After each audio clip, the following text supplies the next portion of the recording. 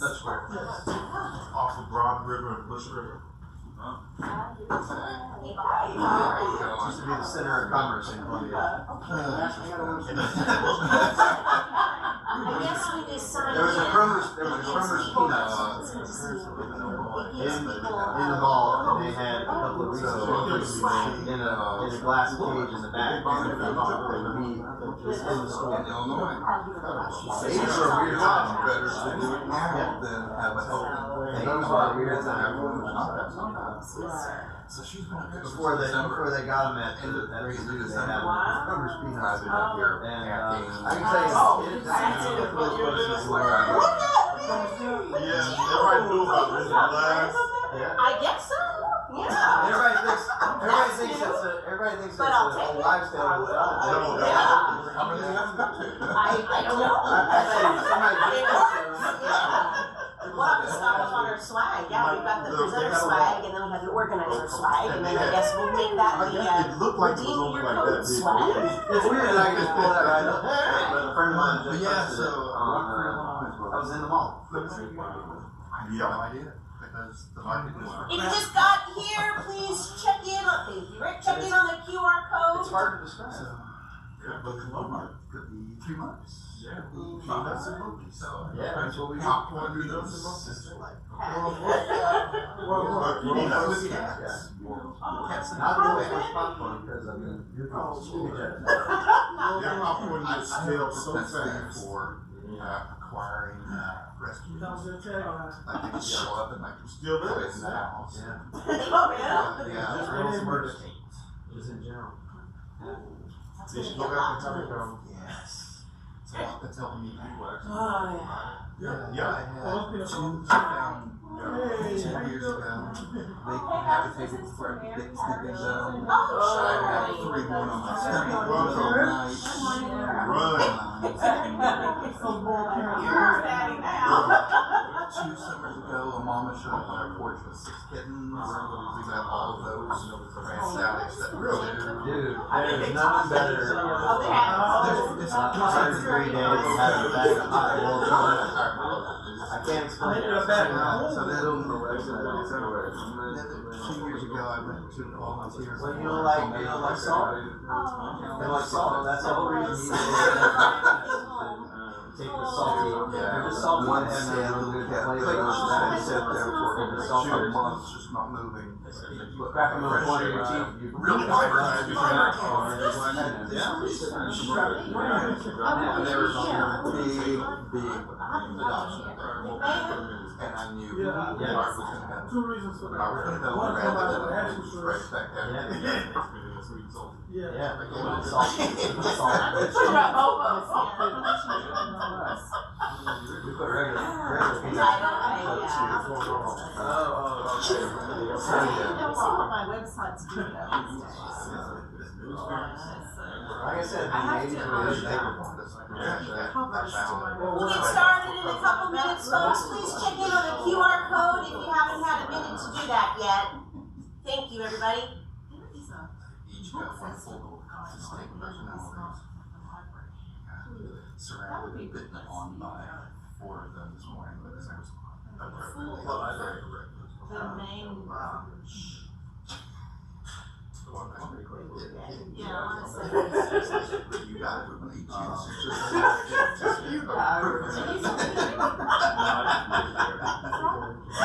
No doubt. I go back into the cosmic oneness with the Okay, so you, I mean, Denver kind of, but they don't require it anymore. before the simultaneous summer. Sure, I get that. The meadow and the orange grounds. Well, you might have to stop. Well, I just stopped. Terry, you agree?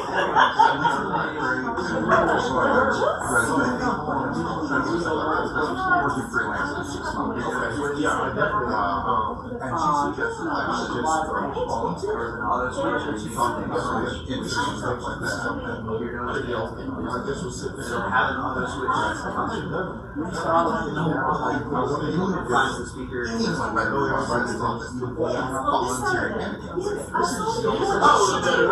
how to turn that like a business. Oh, they're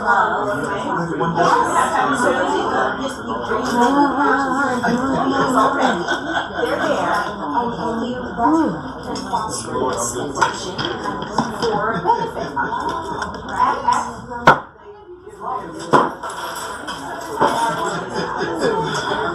You know?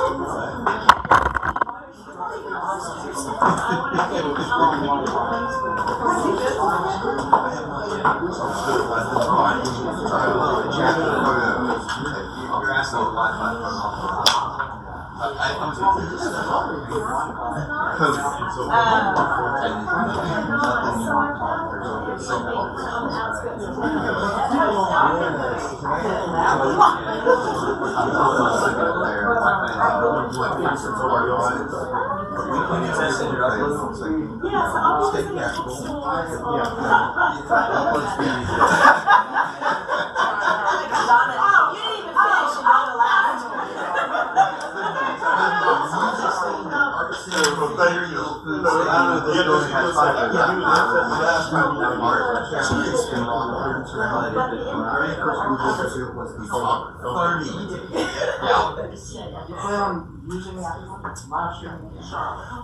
Oh, I do it all the time.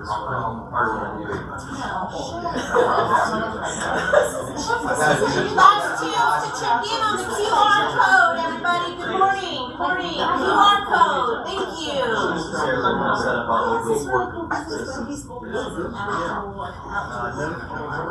Outdoor activities.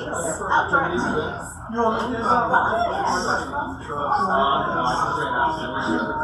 I guess I can show you. What's the I was in California. I missed it. I was in for almost a week. It's not going to happen. I'm doing pre-sales. I missed Vegas. She's a full she's traveling around the country. How long?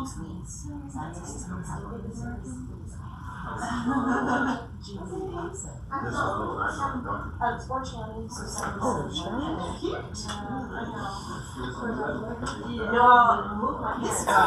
one's I know, yeah. But my brother's. I forgot this. We have to reschedule. Okay, that's fine. Yeah, because I forgot all about. I got busy and I forgot about the virtual meeting. Oh, that's fine. You can reschedule. Okay.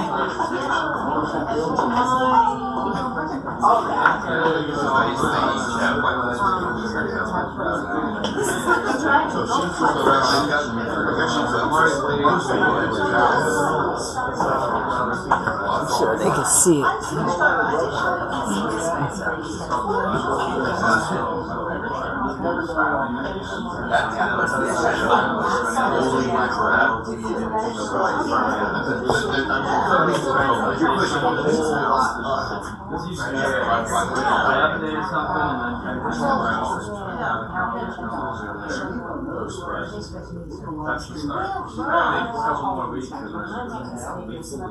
Oh, cool. And what's the website for the basic? So you see the address. Oh, yeah, Kate's probably going out here. So yeah, that's how it opens. Yeah, so my college. Forget that first.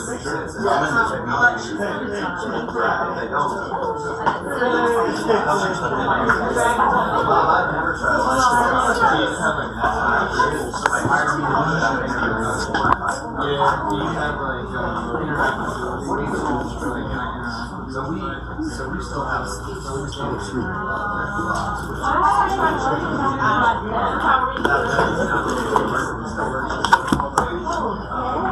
Anybody signed today? They're on the way. I guess he just picked up. Came back from a trip in New Orleans last week. Are you coming to the shop next week? Listen, I got so many things for you. Access to capital. I'm gonna talk about it.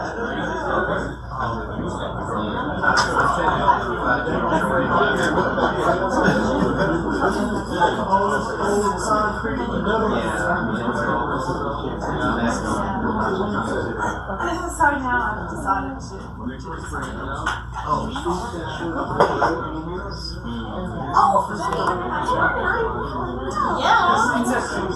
Energy storage. Research and development. Okay,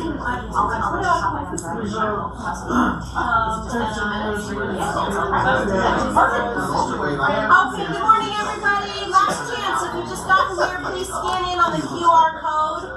We just like to take attendance to make sure we have active. We're here, so let them know we're here. So thank you for doing that. I'll give everybody just 1 second, and then we're going to get going here. All right, let's see. Everybody did their thing. Okay, oh, one more. Thank you. All right, if this is your first time, welcome. This is 1 Million Cups. We are an organization that our mission is to lower the barrier of access to education, resources, and connection for all types of new, seasoned, and aspiring entrepreneurs throughout the United States. So this is our chapter here in Columbia, South Carolina. We are a national organization, and you can find one in just about every city available throughout the U.S. Our key pillars: we give presentations, not pitches. We make authentic connections. We're not just here to network. We're radically and intentionally inclusive, and we are run for the community, by the community. And what I mean by that are, here are your local businesses that bring this to you every week. We do not get paid for any of this. We get a t-shirt, that's about it. And if you want to join us, we'd love to have you. We got lots of jobs for everybody to do. We are hosted here in the building by the USC Columbia Technology Incubator. We thank them for the use of their space and the other businesses below that bring this to you every week. Our local program, so we have been here over 10 years. We are held every week on Wednesday morning at 9 a.m. We have had over 500 entrepreneur presentations, and we also offer educational topics like finance, future frame, networking, and local resources. We have one presenter every week, usually with a 6 to 10 minute presentation, and then we follow that with Q&A from the community. We also have some mated sessions for entrepreneurs who are sharing their success stories. So I know we usually look for newer businesses, but if you want to come back on and talk again, we'd love to have you and talk about the success that you've had since your last presentation. We are always free, we are open to the public, and we give you coffee in the back. So please bring friends and tell everybody about our organization. Once again, if you want to pitch, here is the link to apply, or you can come and talk to me directly. It's not a sales pitch. It's not an investor pitch. The people here in the room are considered your colleagues. We're all entrepreneurs in the room. The goal is to have people understand what you do and some of the challenges you've had in building your business. And again, we are looking for newer companies or somebody with an idea who wants to come and share it with the group. But again, all industries are welcome and all types of business owners. We love to have you. If you aren't already a part of this, this is our local Facebook page. You can scan that. We have two Facebook pages. One is 1 Million Cups Columbia, which is kind of our national one. And this is the little home page where we as a family can discuss, share, ask questions, share resources, etc., etc. Upcoming presenters. So next week, we're going to have Randy Kleinbell. He's going to talk about his business, Meaningful Silhouettes. The following week, we have Gaurav Sengal with the STEM Lab. He'll be coming in and talking about his business. Chris Arzu in April with Easy Plank. And April 9th, we're going to have Catherine Reganey. I'm butchering that, I'm sorry, Catherine, with Energy Pathways. So that's coming up in the next 4 weeks. Before I get to somebody I'm a huge fan of, I just want to direct your attention here to the lady right in front of me here. She's going to give you some information. Hi everybody, my name is Sasha Berlon. I'm the Assistant Director of the Office of Small Business Opportunity with Richland County. Next week, we would like to invite you all to a workshop that we'll be having. The title is Finance Forward, Unlocking Access to Capital for Your Business. We will have a panel of 4 local organizations and financial institutions that help small businesses gain access to capital. And those organizations are Capital Funding Solutions. We have Eric Robinson from that organization, Brian Coldcloth with South Carolina Community Loan Fund, Will Brown with Community Works, and Tony Brock with Security Federal Bank.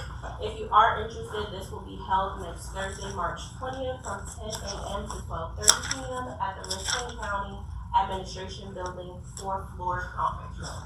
And again, that's from 10 to 12:30, and lunch will be provided. So I know that's an incentive for you all to show up, right? And if you want to register, you can visit richlandcountysc.gov/OSBO. richlandcountysc.gov/OSBO. Thank you. All right, and our speaker today is the lovely Miss Tayler Simon.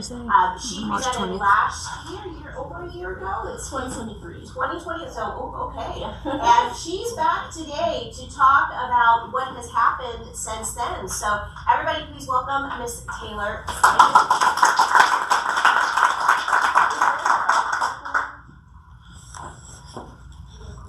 Oh,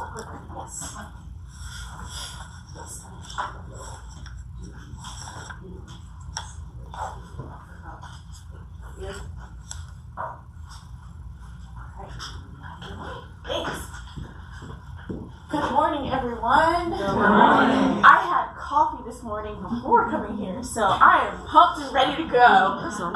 So my name is Tayler Simon. I own the pop-up and online bookstore Liberation is Lit. You may have seen me at Soda City or around because I'm everywhere. But I'm just going to talk a little bit about how Liberation is Lit kind of has been evolving over the last year and a half, and why I believe that it's so needed in this climate today. Is it on? It's on? Okay. There we go. Okay. Okay, so a little bit about my background. So my background is in social work. I have I'm a licensed master social worker, and I really sorry, caffeine is catching up faster in my brain.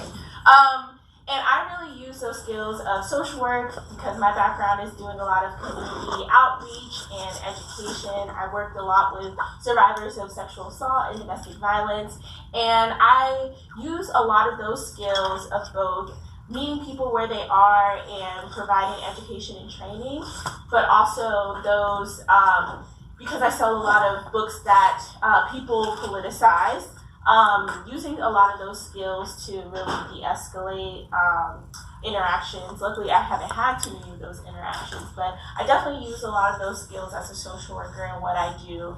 And I'm also a writer, a self-published author. I've self-published 3 books, and I help others self-publish as well, and I also do speaking.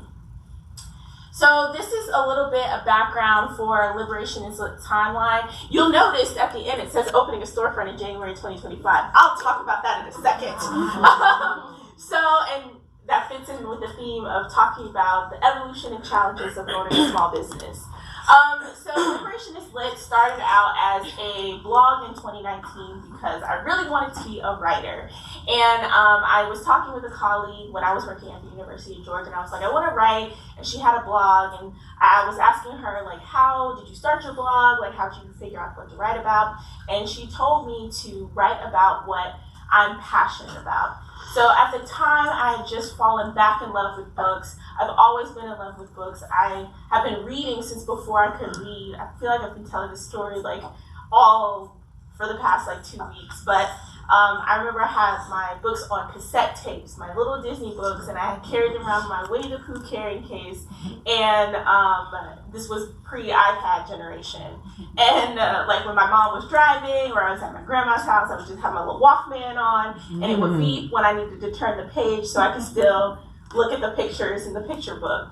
And so books have always been a part of my life. And when I started the blog in 2019, what I started writing wasn't just, okay, here's a book review about the character development and the plot and the setting. I was really writing about how these books made me feel about different social justice issues happening.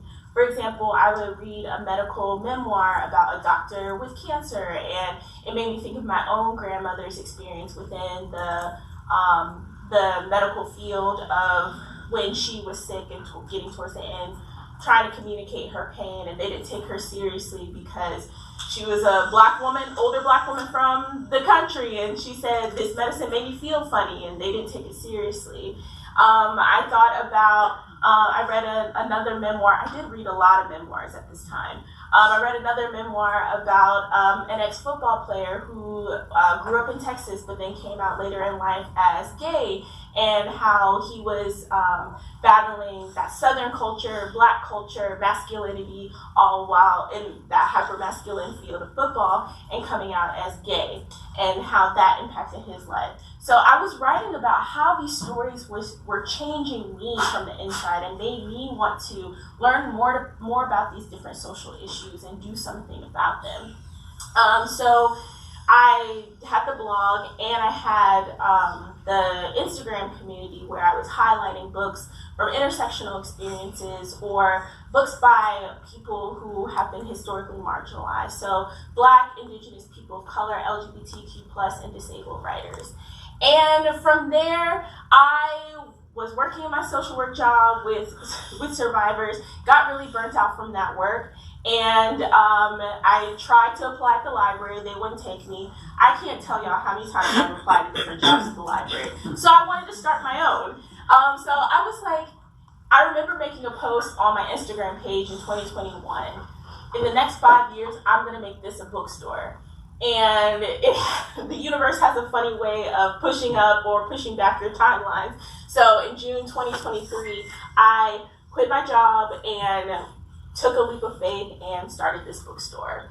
I decided to start with selling used books in a pop-up model because I had no money. And so I really leaned to community to give me book donations.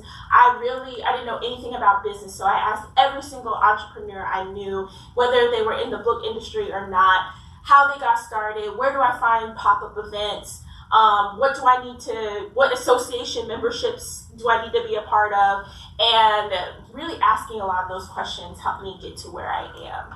And as the timeline says, I operate as a pop-up and online through December 2024. So in November of 2024, I created a partnership with this local thrift store. Long story short, it didn't work out. There was just some disagreements that we had with the owner, and I'll be honest, I really started to get discouraged because this was the third time that I tried to get a storefront. The first time I was in a incubator program made with Cola Love, and no fault to them, but the broker who was in charge of the building was meeting with me, telling me, oh yes, like we'd love to have you. The owner would love to have a bookstore here. You've only been open a year. Your finances aren't that strong, but we're willing to work with you month to month. We're talking with attorneys to see what would happen. And then all of a sudden she ghosted me and told Made with Cola Love to tell me no. So that was devastating to me. And that was after I was like, if I raised the money to get the first 6 months, I raised half of that. I had 4 out of 7 letters of support, and none of that mattered. And then the second time I was working with a family member who was like, yeah, I'm gonna give you the space, like it's gonna be great.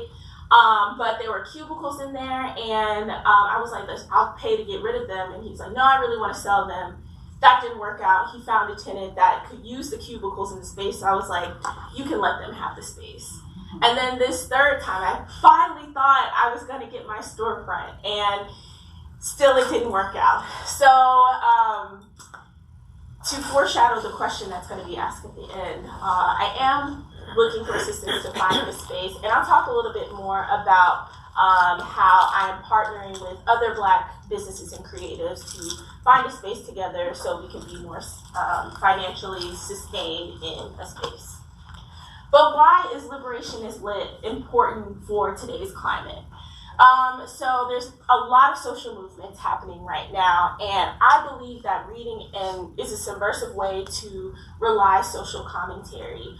Reading people's stories, whether they're actual accounts or fiction accounts, that is a way for us to get more proximate to different issues. We hear about large-scale issues like women's rights and racial justice, and a lot of us don't know how that applies to our everyday lives. And I feel like stories are the best way for us to really get proximate and learn more about these issues. Books are also a very good platform for discussion. Again, it's a way to humanize social issues. We hear the statistics all day long and the numbers, but how are these things affecting people's day-to-day lives, especially within layers of the multitude of our different lived experiences? And then we need to make reading more accessible. So critical reading and literacy should be available for all ages, and there's such a need for it in this climate, especially with all of the books being banned. So again, book banning. In 2023 alone, over 4,000 books have been banned across the country. And I'm not talking about each individual instances, because book banning is often done on a county or school district level. I'm talking about individual titles, over 4,000 books. And it's books like I Love My Hair, and art books that have nudity that are being challenged for pornography, and things like that. In fact, last November, a South Carolina parent challenged an 8th grade textbook because reading about race and racism is leading our children to the devil. Those were her exact words. There is also a huge issue of book banning here in South Carolina. So far, 11 books have been banned statewide, and that's a problem because usually, again, like I said, books are banned on an individual school district or county library level, and we are seeing this overreach with banning books statewide, and oftentimes it's due to a handful of parents. For example, one parent challenged 4 books that are now banned statewide after she was one of 2 parents in Berkeley County who challenged 97 books. All of the books were read, reviewed by a committee, and all of the books were returned except 5. She challenged 4 of the books that were returned, and now they're banned statewide.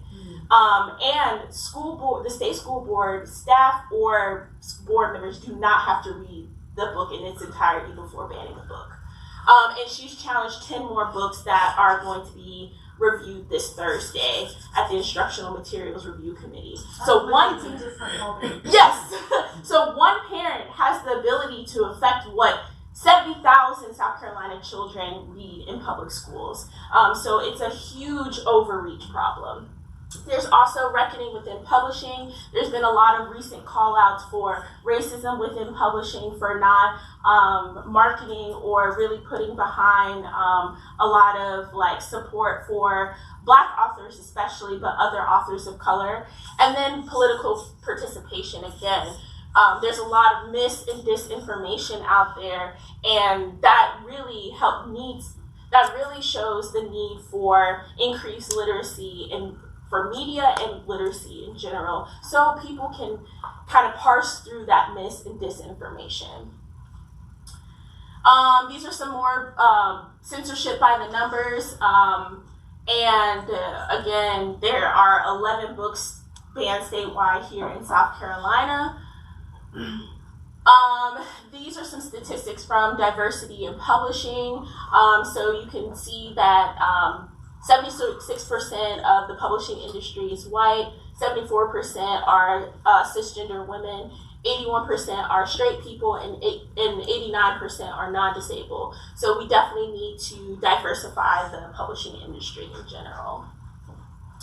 Okay, so where Liberation is lit is today.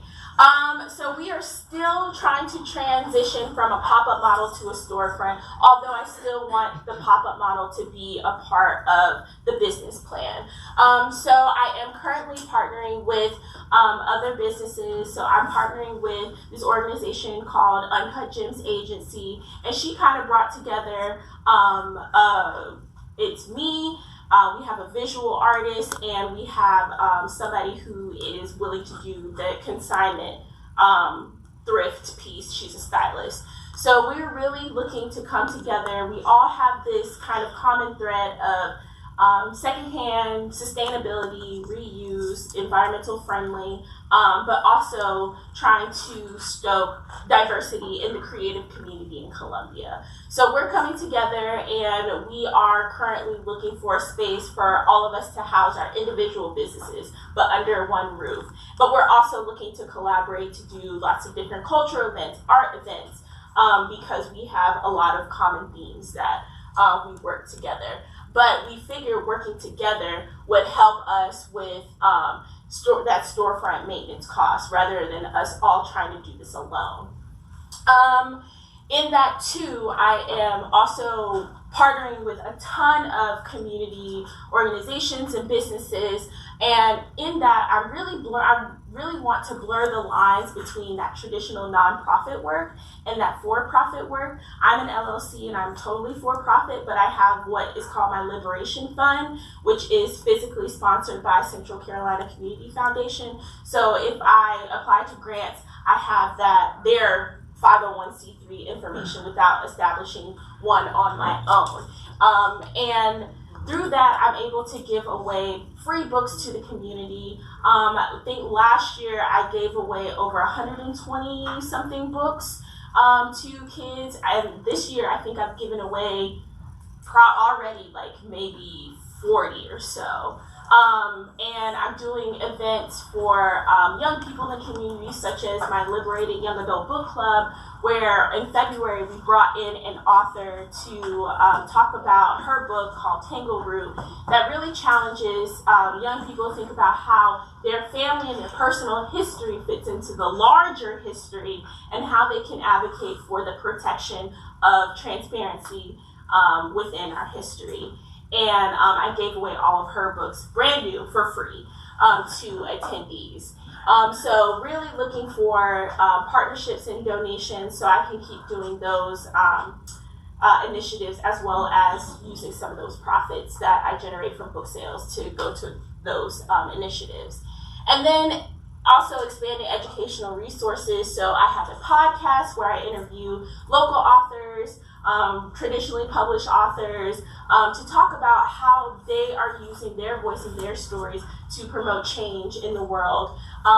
Social media with policy updates. I don't know how many of y'all seen my little TikToks about the updates from all of the school board meetings and the meetings that happened in the State House. Last week I was at the State House till about 6:45, testifying on the anti-DEI bill and how it affects me specifically as a small business owner.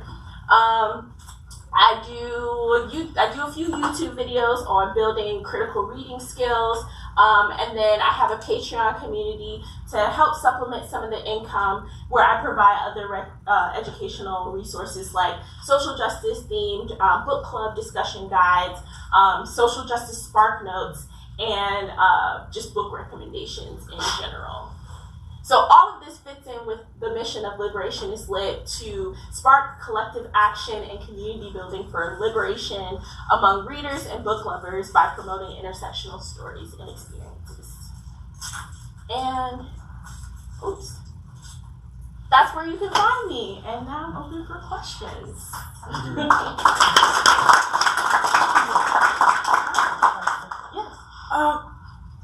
Yes. Excuse me. The books, I know you said how some books have been banned in the state. Yes. Will you be carrying those books, and will you be allowed to? If it's banned, will you be allowed to carry those books in your store? So currently they're only banned in South Carolina public schools. Oh, okay. Yes. Okay. And I do make sure I have them on stock. Except 4 of them are Sarah J. Maas books, and it doesn't really fit my theme, and it does have sexual explicit materials. Not that I'm agreeing that it should be banned, but I'm just saying that it's a weird policy to have when most of the time when those types of books are found in schools is due to a mistake. Like, oh, the youths are talking about Sarah J. Maas from Book Talk, and maybe this is a good idea to have these books, but they're actually adult books, so they wouldn't be in libraries widespread anyway. Yes. Taylor, thank you for the presentation. Great presentation. Thank you. Okay, the book ban. If I could get back to the book banning Yes. issue. The problem with the law is there's a lot of leeway in there, unfortunately. But for example, if you put on your shelves something like 50 Shades of Grey, along with say Playboy and Penthouse, so would you put Playboy and Penthouse on your? Is that considered readable, or would you ban that yourself? What's your definition of banning? I believe everybody should have access to what they want to read. The issue with book banning, it's typically doesn't affect small businesses unless there are bookstores that are being kind of targeted for these are like this bookstore has these kinds of books, but it's never Playboy, Penthouse, or like 50 Shades of Grey. I do have books with more adult content alongside children's books, but they're separated. So like the children's books are over here, the adult books are over here, and I'm very careful about how I curate my collections when I do pop-ups, especially because there isn't a lot, like the kids' books are in the bin, accessible for kids, and then the adult books are on the shelf. So I'm very mindful about how I curate books for different pop-ups especially. And I'm not going to take 50 Shades of Grey to a kid's event. So the book banning doesn't ban private businesses from selling the books. And the issue with the book banning that we're seeing in trends is that it's not the 50 Shades of Grey necessarily that are being banned. It's books that contain like abuse, sexual abuse, and they're equating that to pornography. And books about LGBTQ characters and equating that to pornography. Those are the types of books that are being targeted when it comes to sexual material. And the last 4 books, which I will always make sure I have in stock, Push by Sapphire, All Boys Aren't Blue by George and Johnson, The Perks of Being a Wallflower by Stephen Chbosky, and Flamer by Mike Corrado. They all contain, except Flamer. Flamer just is about a character, he's 13, he's coming to terms with figuring out that he likes boys. It's a graphic novel, but there's like one scene where like all the boys are like masturbating, but you don't see anything, and it's just like a joke, and it's like off camera. But that one has been banned statewide. And then the other 3 all have instances of sexual abuse, and we're taking those stories away from young people. So if it's happening to them, they can't figure out that it's wrong and learn that there's support out there for them. So I think that is like the major trends that we're seeing. It's not necessarily like the actual pornographic things. And Sarah J. Maas, again, is a little bit spicy for teenagers, even though, like, I will admit I've read much worse in high school, but I turned out fine. But again, usually those books are labeled for adults, and it's typically an administrative, like, oversight when they end up on shelves at schools. Yes. Taylor, I may have missed this earlier. I apologize. Are you defining books as both physical books as well as electronic books? Yes, I do. So there is a book website called bookshop.org that is a great alternative to Amazon because you can pick your specific local bookstore that you want to support, and you can buy the physical books. So because I mostly sell used books, I rely on them for any other books that people want to buy. So you can order from there, and I still get the support, and they now sell ebooks as well. And then I have another partner, Libro.fm, which is an alternative to Audible, where you can, again, pick the local bookstore that you want to support, buy a membership, or buy individual audiobooks. There's Libro.fm? Libro, Libro.fm. S is in Sam? F as in Frank. Yes. FM, like the radio station. Yes. Oh, okay. Yes. And they cost the same as Audible. They also have a 2 credit option for $23.99, so you can get 2 books a month for $23.99, and you get to keep your files. For example, Audible, they expire after a certain amount of time. Yes. Yeah. Well, when you talk about your location, your physical location, in your mind, what is your the ideal physical location look like to you? Yes.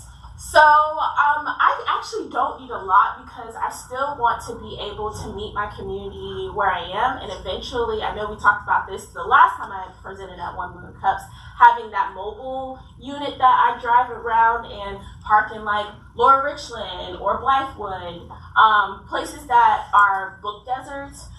So eventually working up to that. I want always to be part of my model, but I do need kind of like a home base because I do want to host a lot more events with like the authors and book club discussions, and just when I had the pop-up with Made with Cola Love, I had a book bingo night about Black authors. I did an author trivia night. I did a spoken word night because I'm a poet, and I had like it was an open mic, and we had like featured performers.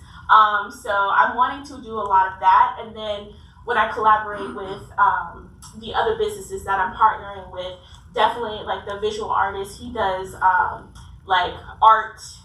He does art specifically for people who don't feel like they're artsy. So he wants to do classes and workshops around that. And that's something that I want to support too. My friend, who's also a local author, Marla Taviano, she does a lot of poem art and just like makes poem collages. So those are the type of events that I want to bring community together. Book clubs are a great way to discuss different topics in a way that doesn't feel like people are going to attack each other. So finding ways to have events where people can come together, meet people who may be different than them, and have these conversations. Yes? What is the ideal location? Oh, ideal location, yes. So I don't need a lot of space. I just need sorry to answer the question. I don't need a lot of space. I am looking into, one of my like top locations would be the North Main area, close to downtown, Millwood Avenue, or there's another location that we talked about.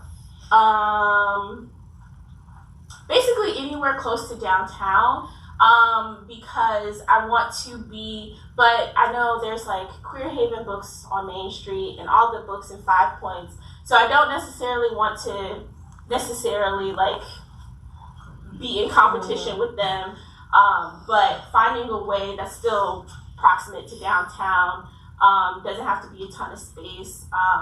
With the 4 of us looking for a space, we're probably looking for somewhere around 1,500 square feet, and our max budget is $2,500 for the 4 of us.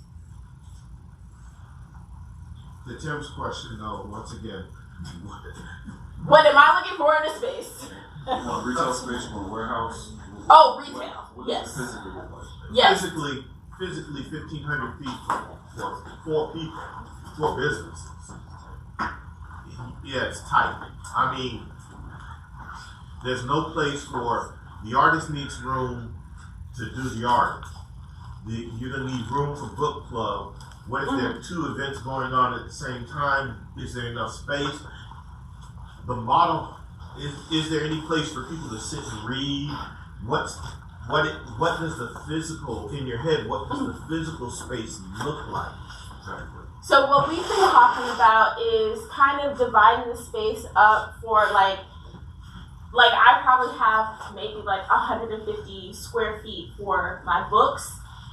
Each of us gets like around 150 square feet, and then we have the common area for like events, and we'll take turns or collaborate on events in like a common area, if that makes sense.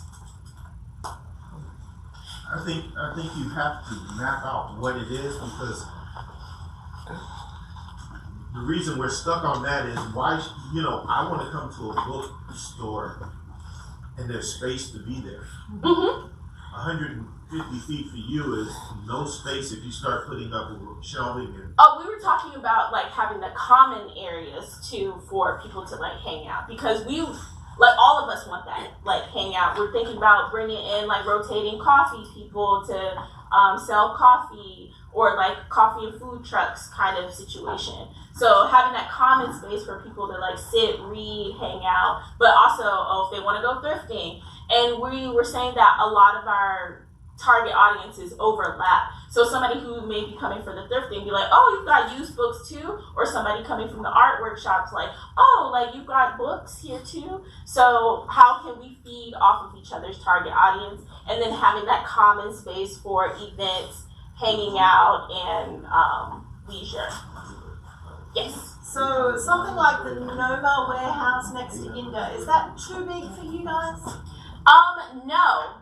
The trick is though expense, because we are thinking about growing, kind of having like a mini incubator space as well, of like having like rotating businesses. Like we are the anchor businesses and having rotating businesses. So I say 1,500 square feet, but we're open to bigger as long as we have that financial budget constraint. Yes. I love your concept. I love what you're doing. And I don't have it, so give them a call. I may have something for you. Okay, thank you. Yes. And why downtown?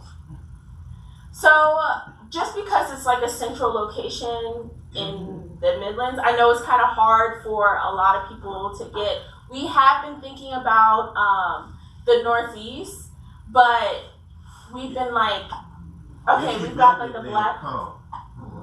Right. If you build it right and run it right, and folks will come. I think you're locking yourself into the most expensive piece of properties. We're not talking about like the heart of downtown. No, North Main is not going to be easy now that. Yeah. Out by the Pepsi plant back is being gentrified. So you can look at the new apartments over there by the Pepsi at 20 in North Main. The plan is to build a mall there that's sort of like Sand Hills was. None of that is cheap or inexpensive. It's no longer a bargain. You go down North Main, and North Main's gotten expensive real quick, real fast. Yeah, they're fixing it up. When the roads get fixed and lights go up, so does the rent. Yeah, so does the rent. Okay. Don't pay attention to them, because I got perfect location.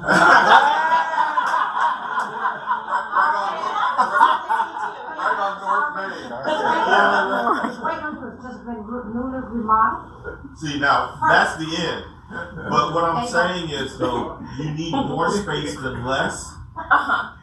See, you can't, once you get it locked into, say, 1,500 square feet, we're thinking that's double this room. That's all the space you're talking about. Is 2 of these rooms. Once you get locked into that space, where are you growing? True. And we were trying to do the same within, if you saw the thrift store that we were planning to do all of this in, it's probably the size of this room. So I feel like we still have some kinks to work out for that, but yeah. Jay's location doesn't suit you. I just got a hit for it's 1,200 square feet, and they're asking 2,200 to 2,500. It's someone I know. She used to run a nonprofit there. She's moving out. It's in Irmo though. That's the problem. Oh. Okay. That a deal? Yeah.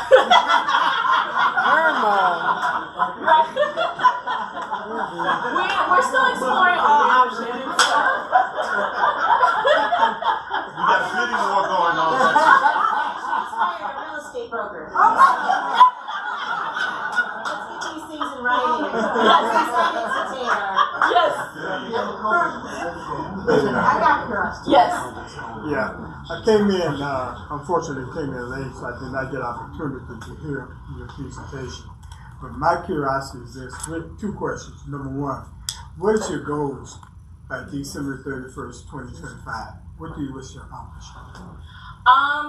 If not moved into a space, we're signing paperwork and doing, moving to get ready to move into the space by December 31st. I'm hoping to also I did also hire my first part-time staff person. She's a grad student. She's okay with 5 to 10 hours a week, which is perfect because that's 1 to 2 events a week. So hoping to expand that to at least another person, and just continue to grow the profit side so I can keep growing the community initiatives piece. Okay, second question is this. I heard that you was at the event at, I think it was at the steakhouse. Yes. Okay, my question to you is, have you took the time to find out who's on the committees so you could get on the subcommittee to help make the change the laws? Yes, I'm connected with the South Carolina ACLU, and they've been great in being like a liaison for us to meet our elected officials. I have a relationship with my representative Jermaine Johnson, which he's not on a lot of the committees better than bad things, but he's doing a lot of great work being vocal about it. But yes, we are connected to them, and they tell us who to email when on what subcommittee. And the meeting I was at last week was specifically the education subcommittee, hearing public testimony for the anti-DEI bill. Are you placing yourself on that subcommittee? Oh, I don't think I can because I'm not an elected official. Don't have to be. Oh. No, ma'am. Okay. Subcommittee individuals will come in and place themselves, mission to talk and help articulate the law. Okay. And if you later on, I can share the process of how you go about doing that, because it takes subcommittee takes it to the committee. The committee takes it to the representative. Representative votes on that. And a lot of people don't realize that we can go in and help change laws or prevent a bad law from becoming reality. So what you're doing, I think you'll be a good to position yourself to fight the battle that you see need to fight. Yes. To make that happen. And there's some people in the House and the Senate that I think you need to connect with to help you and to train you how to go about doing it. Yes, definitely. And to that point too, in getting involved as a business owner, that ended up being my best marketing piece. So I made one video giving updates on the school board instructional materials review committee, and I went mini viral on TikTok, and I gained hundreds of followers and thousands of likes in one day. And so that is where I get a lot of my support and building awareness for the brand and the bookstore through providing those education materials. So I'm definitely looking to do more of that as well. Yes. Yes. How event intensive are you right now with your pop-up model, and what would be how much more would you be able to expand on that with having a storefront? So in the past I was doing maybe 4 to 6 events a month. Now I'm doing upwards to 8 to 12 events a month. And I'm hoping to continue to grow that because I was doing that all by myself.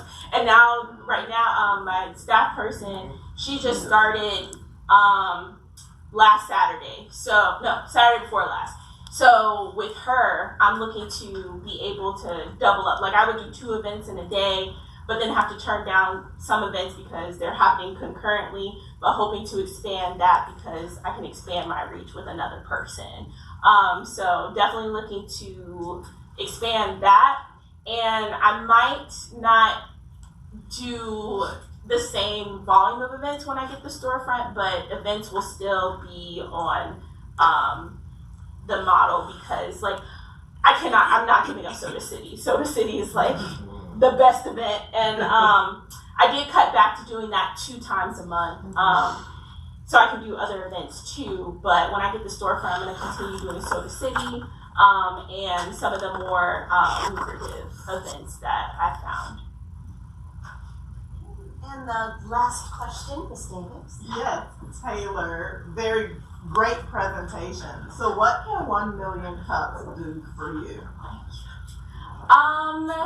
So I'm going to talk to Chef Jenny, but if anybody else has leads on a space, that would be wonderful just to help me and my colleagues that want to go in together.